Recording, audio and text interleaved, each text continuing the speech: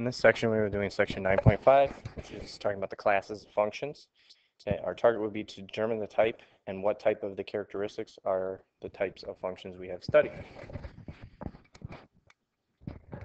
In this section, really what we're doing is tying together every kind of function that we have talked about and seeing their characteristics, talking about the characteristics, and what they're called, just review of some of what they're called. Okay, so today is a lot about identifying, looking at equations, and identifying the types of functions we are looking at. These are four of the types. Okay, we have our constant function. Okay, our constant function is used. It's a y equals 2 value. It is a function. Again, always look at vertical line test. Okay, can a vertical line fit through there with only going through one point at a time? Yes, it can. So this is a function. Constant function is when the y value or the f of x value equals a constant number, which is a horizontal line. Okay, we need to be able to recognize that as a horizontal line. Okay, then we have direct variation. Okay, in a direct variation equation, we have a slope. And we have a constant of variation. We just talked about it last section. We have a constant of variation. That constant of variation is your slope. Okay, it is a linear equation. Okay. Direct variation can have different starting points. Okay, notice this one goes through 0. Okay. Most of them, when we're talking about true direct variation, will have a y-intercept of 0. Okay. We have an identity function, which, okay, again, is a linear equation. And it does have a slope, but it has a slope of 1. What makes a direct variation different from an identity function is that the slope will always be 1 for an identity function. Okay, so the slope is always 1.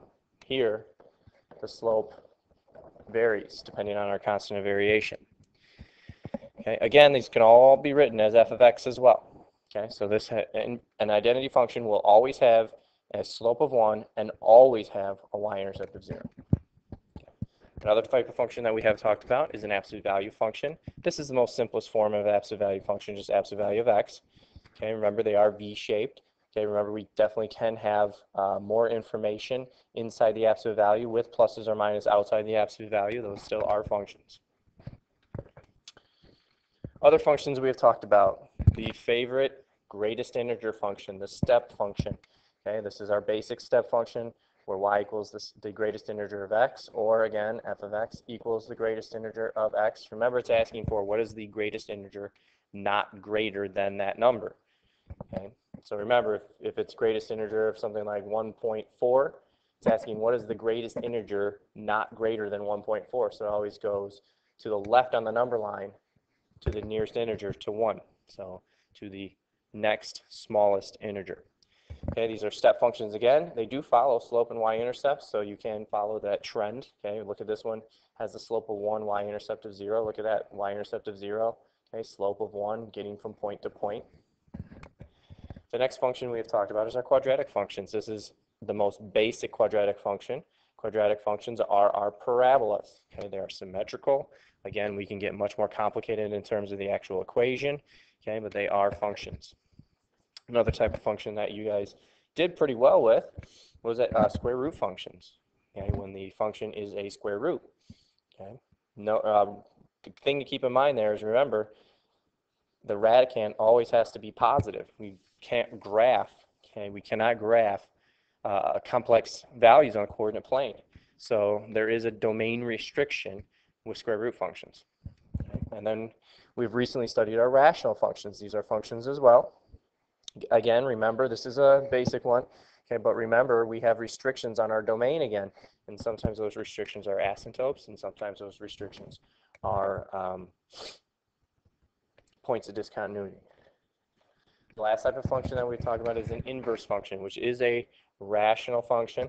Okay, the difference between that and a rational function itself is that it's just going to be x. Okay, an inverse function will just be x in the denominator, meaning x cannot equal 0. A restriction on the domain, meaning we have an asymptote at 0. What we're going to be doing with this is truly just identifying the type of function that we are looking at. So pause, take a moment, look at these functions, and just literally write out what type they are. Okay, and tomorrow in class we will practice graphing some as needed. Okay, after you've taken a look at these, hopefully you've seen that this is a constant function. This is a greatest integer function. The third one is an absolute value function. The fourth one is with a different slope. This is direct variation.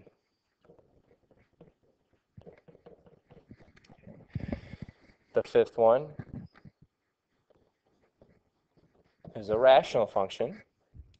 And the last one, well, look, whoa, careful with this one. Look, okay, it's not in the right order. What we need to do is get this in the right order. Okay, so really it's y equals -2 over x. This is an inverse function. Okay, with only the x in the denominator, that's an inverse function.